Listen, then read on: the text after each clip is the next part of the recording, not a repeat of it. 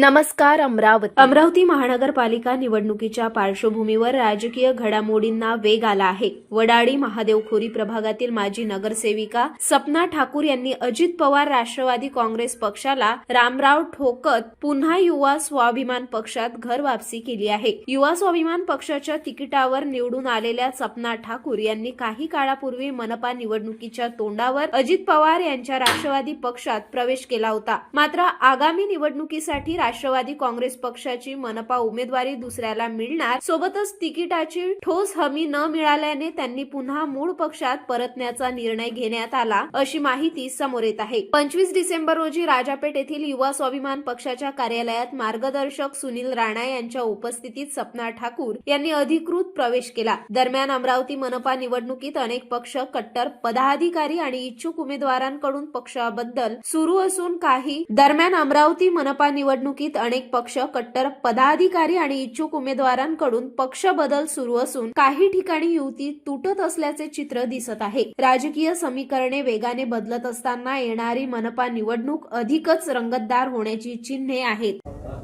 राष्ट्रवादीचे विचार न पटल्यामुळे मी परत युवा स्वाभिमान आपले घरच आहे, त्यामुळे मी माझ्या घरी स्वतः परत आलेली आहे आणि समस्त वडाळी प्रभागातील नागरिकांची इच्छा होती BJP सोबत BJP युवा स्वाभिमानचं गठबंधन असल्यामुळे त्यांच्यासोबत मी आले।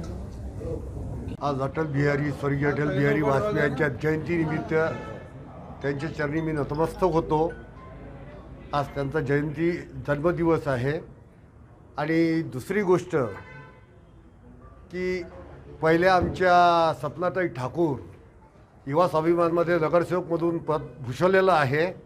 त्या काही कारणास्तव राष्ट्रवादीमध्ये गेल्या, पण राष्ट्रवादीचे त्यांना विचार पटलेले नाहीत। जे राष्ट्रवादीचे नेते आहेत त्यांचेसुद्धा विचार त्यांना पटलेले नाही। पुनश्च ते वापसी आपल्या घरी आल्यात। याचा खूप आनंद आज मला झाला की युवा स्वाभिमान हे घर आहे। या घरामध्ये नाराज जरी झाला तो 4 दिवसासाठी जातो, पण 4थ्या दिवशी घरी वापस येतो। ह्याच त्यांनी सिद्ध करून दाखवलं।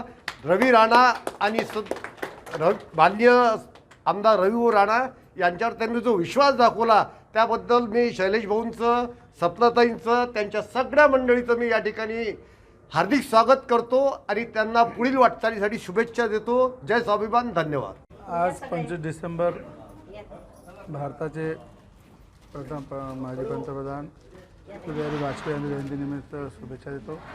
आणि आज आमच्या युवा स्वाभिमान पार्टीच्या एक आनंदाचा क्षण आहे की आमचे पारिवारिक संबंध असलेल्या आमच्या नगरसेविका युवा स्वाभिमान पार्टीच्या सपनाताई ठाकूर या परत आपल्या परिवारामध्ये वापस आलेल्या आहे आणि वडाळीच्या विकासासाठी, मंगलधामच्या विकासासाठी पुनश्च त्या सेवेमध्ये तत्पर राहण्यासाठी सज्ज आहे।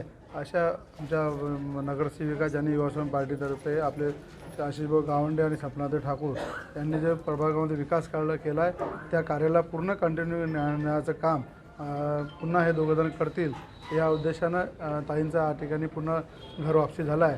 त्याबद्दल मी सपनाताईचं, शैलेश भाऊचं आणि पूर्ण वडाळीच्या परिसरातील नागरिकांचं आणि युवा स्वाभिमानाचं असलेल्या सर्व माझे मातृशक्ती आणि युवा मित्रांचं हार्दिक स्वागत करतो।